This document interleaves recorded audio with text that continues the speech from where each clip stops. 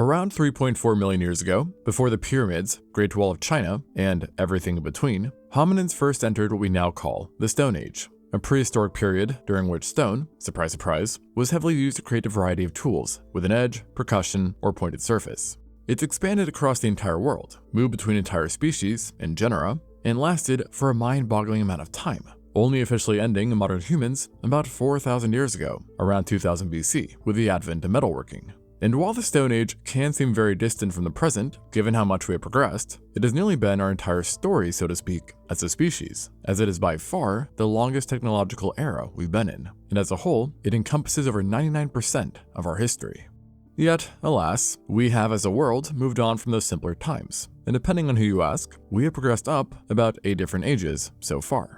Yet, with that said, there is one group, or rather tribe, that despite all the advancements in the world, have remained in the past for the most part, and are perhaps the most removed group of people on the entire planet, contained to their very own island with a very distinct culture, with some researchers referring to them as the last humans living in the Stone Age, and for a few rather interesting reasons at that. And these are the Sentinelese people. Within the center of the Bay of Bengal, which lies in the Indian Ocean, you will find the Andaman Islands, a cluster of about 200 islands that greatly vary in size.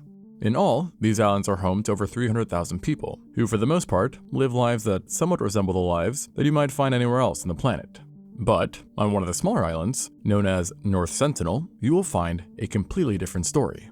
Now, this piece of land is about the same size as Manhattan, yet instead of skyscrapers, you will instead find an extensive beach, and then a sprawling tropical and subtropical broadleaf forest that's home to, at the minimum, Indian boar, coconut crabs, and then on the beaches, sea turtles, as the island is also surrounded by a large coral reef. Of course, another resident on this island are the most isolated humans on the planet, who would be the Sentinelese, which number between 35 and 400 individuals. Overall, they belong to the broader Andamanese peoples, being one of the 6 indigenous groups known to the area. And while the other groups can be a bit reclusive as well, the Sentinelese are on a whole other level, having had minimal contact with outsiders throughout the years. In fact, even the other groups in the region do not know much about their neighbors, despite being the first ones to recognize their existence. And this is reflected by the fact that there is no group on the planet that knows how to communicate with the Sentinelese, with the tribe having a currently unclassified language, and very little interactions. In fact, their language, often dubbed the language of the island, is considered by many to be the most isolated and mysterious language that currently exists. But even with that fact, the surrounding islanders' history with the group is still far more extensive than what the rest of the world has, as the quote-unquote modern world was only made aware of the group in 1771, when an East Indian ship reported seeing a multitude of lights upon the shore, which is the first time anyone had reported an observation of the Sentinelese. But at the time they chose not to investigate. And for nearly 100 years, that's all we got, as it wasn't until 1867 that a more in-depth run-in with the tribe occurred, when an Indian vessel accidentally became stuck upon the island's reef. And so, thinking the island was abandoned, the crew and passengers made their way onto the shore, where they then set up camp. And for the first 2 days, nothing happened. But on the 3rd day, something did, as on the 3rd day during breakfast, they were suddenly attacked by a group of people that they described as being very short, possibly due to insular dwarfism, dark, short-haired, and naked, as well as having their skin painted by some red substance. They attacked the beach group with bows and arrows, but thanks to their superior numbers, the stranded group was able to beat back the attackers with sticks and stones, and thus the Sentinelese retreated back into the jungle forest, staying hidden until the group was finally rescued. And while this specific encounter ended in no deaths, it did signify the start of what would be a rather tumultuous relationship between the modern world and the Sentinelese. It was also the first direct contact with the tribe, and news of the event soon made people understand that this seemingly unimportant island was home to a quite mysterious group of people, leading to numerous individuals embarking on quests to explore this island and better understand the tribe. And this included someone known as Jeremiah Humphrey, who in the very same year did a drive-by, or rather ship-by, of the island, reporting that fish seemed to be very important to the Sentinelese, who used bows to catch them, which appeared to be, at least in some cases, stone-tipped. Well, the arrows, that is. It was also in his journey that Humphrey also became the first person to realize that the greater Andamanese people were already aware of the Sentinelese, but ultimately he did end up leaving without ever having landed on the island. But by the 1880, the Royal Navy decided to try and make contact, forming a motley group of armed sailors, convict orderlies, and then Andamanese truckers, who then did finally set foot on the island. But upon touching down, the Sentinelese were clearly quite afraid of them, as they quickly fled into the tree lines, sensing apparent danger, which, to be fair, there probably was. And interestingly, as if they knew the purpose of the party's presence, it seems that the tribe ended up abandoning various villages and paths, which were at the time described as being quite simple and Paleolithic in advancement, with stone, wood, and bone tools all being reported. Eventually though, the group did come across a group of 6 people, who in typical human fashion, they decided to capture and bring back to the mainland in order to study. However, they soon started to drop dead from various illnesses, the Sentinelese that is, as they had not been exposed to pathogens of the outside world. And sensing this issue, the Navy actually decided to bring the survivors back to the island, along with a large quantity of gifts to hopefully apologize for those who didn't make it, while also at the same time having essentially learned nothing in the process. And this disaster of sorts led to a lull in further investigations. But the tribe would find themselves wandering back into the headlines periodically, as within the vicinity of the island, penal colonies have been set up, and every so often a convict from these colonies would escape and then end up on the island, unbeknownst to what awaited them. As every single time this happened, the tribe ended up killing them, as apparently the gifts did not do the job, which they usually did with arrows at first, and then also a final cut to the throat to make sure the job was done. And this aggressive approach to outsiders was actually first reported by Richard Temple, the chief commissioner of the Andaman and Nicobar Islands, who concluded that the tribe slays every single stranger, however inoffensive they were on sight. And this extended actually to their own, as one Sentinelese man who had been a castaway and grew up with the Ong people was brought back to North Sentinel in an effort to establish contact. But upon apparently not recognizing what would be their own relative, the group fired upon the man, and in good sense, said man refused to remain on the island. And so, given this aggression and the past deaths, no other major expedition would really take place until after the 19th century, when in the later 1900s, the Anthropological Survey of India took great interest in the island, being spearheaded by T.N. Pandit, an anthropologist who perhaps might know the most of anyone about the Sentinelese. For decades, he would try to establish friendly contact with the tribe and explore the island, which would go on to reveal many things, as well as lead to numerous interesting encounters. For starters, whilst exploring the island, he noted that the tribe constructed lean-to huts made from grass and leaves, while also having control of fire and largely relied on the wild boars for food, while then fruits, fish, and turtles were stated to be primary foods as well. Regarding technology, it was documented that the tribe utilized fishing nets, bamboo and wooden buckets, cane baskets, multi-pronged spears, bows and arrows, and stone adzas as well, showing that they had developed a large array of technology. It was also during these very expeditions that more light was cast on the group's reaction to foreigners, which proved to be more mixed than once thought, as gift exchanges and attempting to make contact garnered both aggressive and friendly responses. Sometimes while giving gifts, the group would wave to the researchers, while other times they would use a defecating posture to seemingly mock them, whereas in other instances, they would simply fire upon the party, but after receiving the gifts that is, showing a presumed deep mistrust to outsiders, which one researcher has speculated might have been a result of traumatic incidences in the past with outside groups. And something pretty traumatic, or rather history-changing, was just on the horizon as well. Because there's a plot twist in the story of this, air quote, Stone Age group, which is, as of the 1980s, you could no longer consider them Stone Age from a technology standpoint, as the outside world might have accidentally pulled them right out of it. And this is because in 1981, the cargo ship MV Primrose, which was carrying chicken feed, ended up marooned just off the coast of the island. After a long standoff with the tribe, the crew was ultimately helicoptered to safety, but the large, mostly metal ship, that remained there, and the Sentinelese ended up salvaging iron where they could, obviously recognizing that it could be used for weapons and tools, with the thought likely being that they could cold forge the metal into their desired shapes. Scrap dealers assigned to scrap the ship also observed the group frantically searching for small pieces of metal during their work, and were oddly quite friendly to the metal scrappers, who said that they would also give the Sentinelese bananas in order to appease them. Additionally, there is even talk that this metal acquisition from shipwrecks might have happened in the past too, which means that, despite the best efforts of many, we have significantly changed the course of this group's history for good. Now this said, as far as their own capabilities go when it comes to mining, smelting, and crafting metal ores, that's pretty much non-existent, and thus many don't consider them to have actually entered a full-fledged metal age.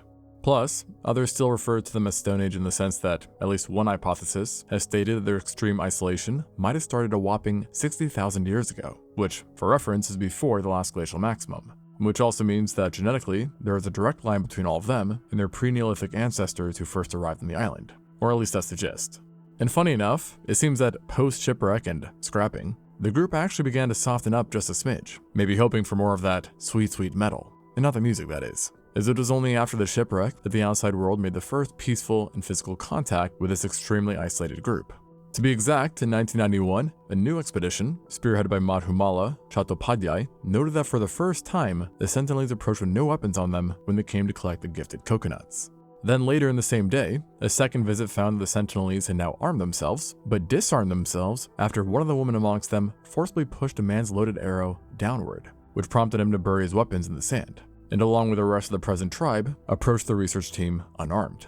And it was then that this gift exchange led to physical peaceful contact for the first time. Now, due to a yearning for their own spotlight, we don't actually know who the first person was to touch this reclusive population, but someone did. Multiple, in fact, and the gift-giving event ended without incident.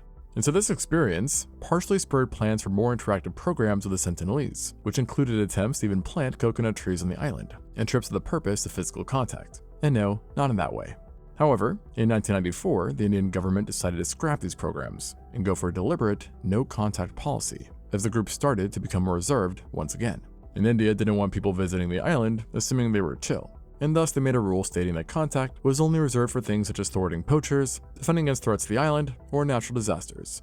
And Mother Nature has a pretty ironic way of working, seeing that just 9 years after the rule went into effect, the deadliest tsunami in modern times struck the area, the 2004 Boxing Day tsunami, which killed over 200,000 people and impacted massive swathes of Asia.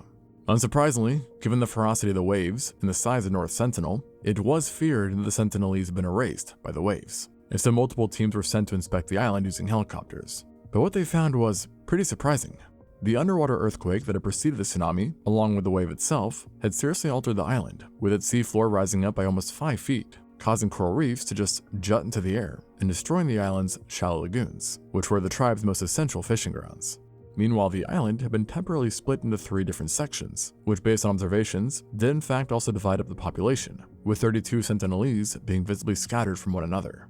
And yet, with all of this said, and with all of what happened, the tribe were still hostile towards the helicopters, which must have been quite the odd sight after a seemingly nigh world-ending tsunami, shooting their bows at them and performing aggressive gesturings, a sign to most that the community was actually rather unaffected by this catastrophe. This also led to the interesting explanation that their ups and downs and friendliness over the years was really a reflection of the tribe's well-being. For when things are good, they don't want to be bothered and will be more violent, yet when they are struggling, perhaps they are more welcome to the outside world, in hopes of help. But this is just one hypothesis, and the opposite could definitely be true as well. But for the sake of the Sentinelese, it would be a good thing if this hypothesis was true, as since the 2004 checkup, almost all interactions between them have ended in blood. In fact, since then, there have been 4 well-known incidents in which death has occurred. The first happening just 2 years after the tsunami, when 2 Indian fishermen, illegally poaching crabs off the island, drifted too close overnight, not realizing that their anchor had failed. And once within range of the beach, bad stuff happened, as the group ended up storming the boat and killing the fishermen with stone axes. And then get this, demonstrating a new, undocumented behavior, so to speak, the tribe proceeded to stake the bodies on bamboo sticks and face them outwards to the sea, almost acting like scarecrows. And attempts to recover the bodies failed as well, as helicopters were again attacked with arrows, and if close enough, with spears, leading to a mission abort. However, what is interesting is that during the mission, the Sentinelese were actually seen taking down the bodies and burying them, perhaps as a move to appease a giant flying metal box that had just appeared.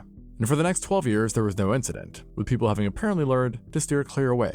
Until that is, a 26-year-old American missionary came along, John Chow. Now, you might have already heard of this unfortunate tale, but to recap, in 2018, a missionary from the All Nations organization traveled to the island in hopes of living amongst them and converting them, apparently ignoring their historical aggression.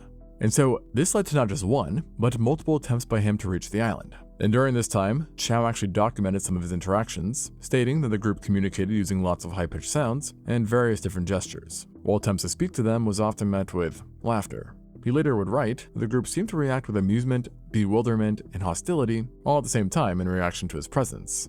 And one day, while trying to hand them gifts, he even got a little taste of their recent metalwork, as a boy reportedly shot a metal-tipped arrow at him, possibly even made from the scrapped primrose, which then impaled the Bible he was holding to his chest.